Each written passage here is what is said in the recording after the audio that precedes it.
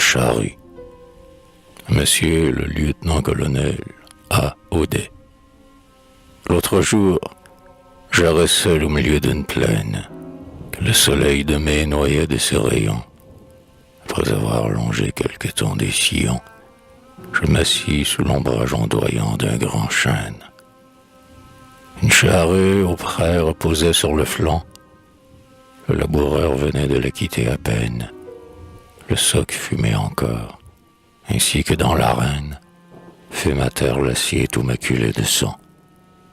Et je fixais, rêveur, l'outil héréditaire qu'Adam dut inventer au sortir de l'Éden, et que le dernier homme et le dernier gramen verront fouiller le sein maternel de la terre.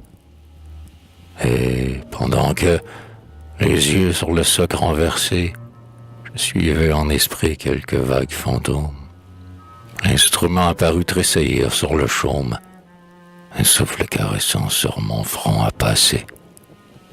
Et, vibrant aussitôt, comme un accord de lyre, douce comme le miel, pure comme le lait, une voix, la charrue à ce moment parlait, m'a dit des mots que seul le barde peut traduire. De mon coude reluisant, je déchire le pré, qui frémit comme un sein ouvert par la mitraille. Aux obstacles, je livre une rude bataille, et je tue à regret le beau genet doré. Je retourne au soleil la glèbe qui s'épuise, j'extirpe le charbon et la ronce obstinée. Je change les déserts en Éden fortuné, et mon fer à la fois détruit et fertilise. L'homme devrait toujours m'aimer et me bénir. Souvent avec douleur je sens sa rude étreinte. Sans fléchir je poursuis ma tâche ardue et sainte. Je fais partout germer et croître l'avenir. Je ne suscite pas de guerre ni de grève. Avec calme toujours je trace mes sillons, dans l'éblouissement des fleurs et des rayons, dans les tressaillements ineffables des sèves. Je peine tous les jours, sans jamais m'épuiser. Je donne mon travail aux pauvres comme aux riches. Entre le paysan et le sol qu'il défriche, j'établis des liens que rien ne peut briser. On me couvre parfois de lauriers et de roses. Le poète divin exalte ma bonté. Et, malgré ma rudesse et mon obscurité, j'ai mes jours de triomphe et mes apothéoses. Et pendant que, vibrante au bras du laboureur, j'ouvre violemment le flanc de la colline. Pendant que je combats la pierre et la racine, la nature charmée acclame mon labeur. Et le soleil de mai fait rétuler le chaume. Sous les rameaux en fleurs court de doux frissons. L'oiseau sur les guérets module ses chansons. La rivière miroite et le lilas embaume.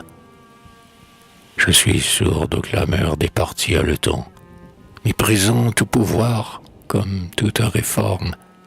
La sueur qui m'arrose en perles se transforme pour aller resplendir dans l'éternel printemps.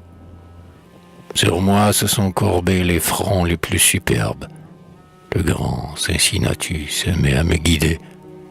Mon labeur est divin, car j'aide à féconder l'éternelle union d'où proviennent les gerbes. Du ciel, je sens sur moi la bénédiction. Je collabore avec le soleil et l'ondée, avec la bête, avec la matière et l'idée, au poème sans fin de la création. Bien longtemps j'écoutais la voix douce et sereine qui me semblait venir du rustique instrument. La nuit envahissait déjà le firmament lorsque j'ai quitté l'arbre et sorti de la plaine.